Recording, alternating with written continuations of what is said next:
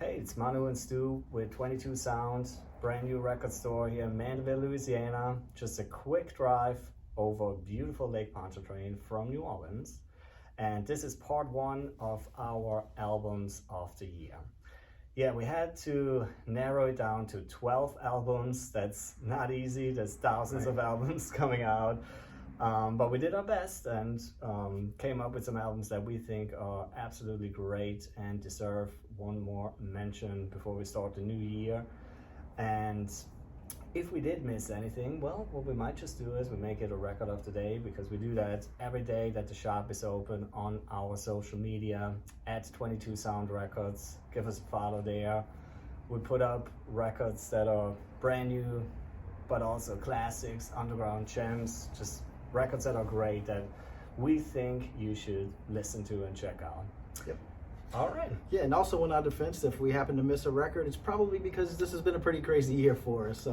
We spent a lot of time setting up the record store and diving into some genres and some artists that we maybe hadn't spent much time with in the past. We had a lot of bins to stock, so we spent a lot of time listening to legacy artists and learning about jazz and R&B and a lot of stuff that we maybe had spent time personally in the past. But I think the records we picked here are pretty solid and some nice highlights from 2021 that I think you guys should definitely check out and would enjoy giving a listen to. All right, and one more thing I just want to say, we didn't rank them. We figured that's just even harder. Yeah. So we put them in no particular order, except we did pick one album of the year, and that'll be at the end of part two. The one we both agree on. So I guess I go ahead with my first pick. For my first pick, I'd like to give it to a Canadian rock band by the name of the Dirty Nil, and their album was called Fuck Art. If I had to pick one word to describe the Dirty Nil, I guess it would be bombastic. If you're one of those people that is constantly moaning about how rock music is no longer popular and what happened to loud guitars in rock music, you definitely need to check out the Dirty Nil. They are a power pop band kind of in the vein of that 90s sound. If you remember that period where bands like Marvelous 3 and SR-71 and American Hi-Fi were kind of all over rock radio. It's kind of a toss back to that, but with a whole new modern approach. One part punk, one part power pop, one part alternative indie. So super good stuff. The album's called Fuck Art, and it's fabulous. All right. Well, my first pick is Little Sims and her album Sometimes I Might Be Introvert.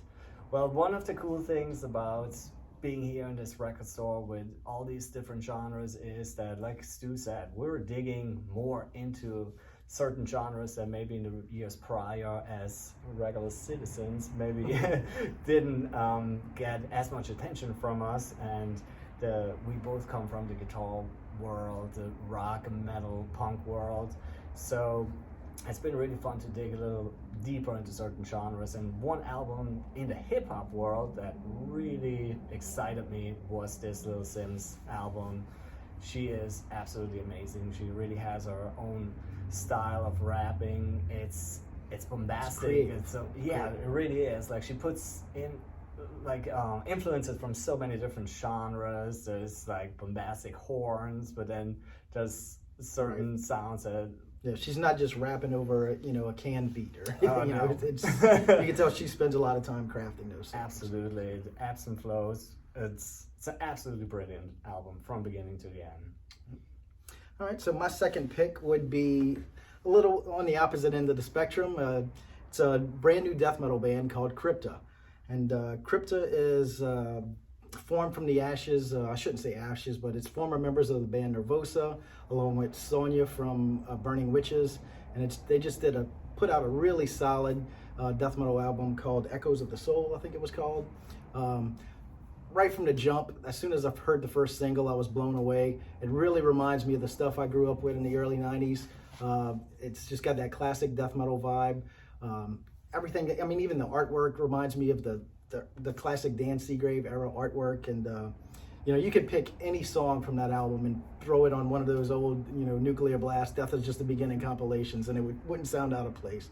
It's just an amazing. The guitar players are just phenomenal. The drummer is a whole nother level. Just, if you're into death metal, definitely give that band a chance. Yeah, they can play, man. I was Yep. really impressed with that, dude. Yep. Yep. All right, next up on our list is Destroy Boys and their album Open Mouth, Open Heart. Well, that album kind of starts off as like just garage punk. Kind of, you look at the cover, you listen to the first song, and it's kind of what you expect getting. But then it really starts taking you on a journey, and it goes away from just straight up punk, and it's really great. There's some songs are in Spanish.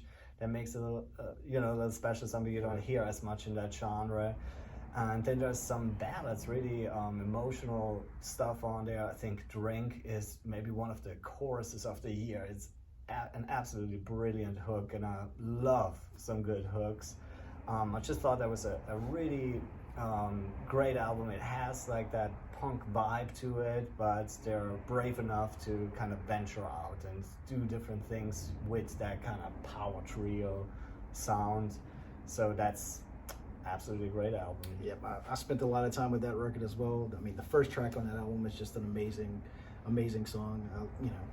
That touches on some of the cancel culture and all of that stuff. But it's a really good, nice, artistic punk album, and I absolutely love that one as well. And for my next pick, I will go with Jim Ward's Beggars album. This record came out pretty early in the year. It was definitely before we opened the shop, so I don't think it's something that we had in stock at the time, but I absolutely love this record. Jim Ward was one of the masterminds behind At the Drive-In, and his later band Sparta, if you happen to recognize those names. But he put out this record that was really just an emotional journey. There's parts on it that sound sort of acoustic folk, and then there's bombastic rock songs that would fit well in an arena. It's just an amazing record. There are songs on that album that bring me to tears, like actual tears. I just love it, and it's something that I'm sure I'm going to spend a lot of time with in the future. So definitely, if you were a fan of his old bands or just want to hear something new, definitely check out his latest solo album, Beggars. All right, and we're coming to the last album on this part one of our albums of the year, and that's Every Time I Die, Radical. Well, I gotta admit, oftentimes when I hear metalcore, the term metalcore, I kind of think of shouted verses and then really grandiose melodic choruses and overproduction.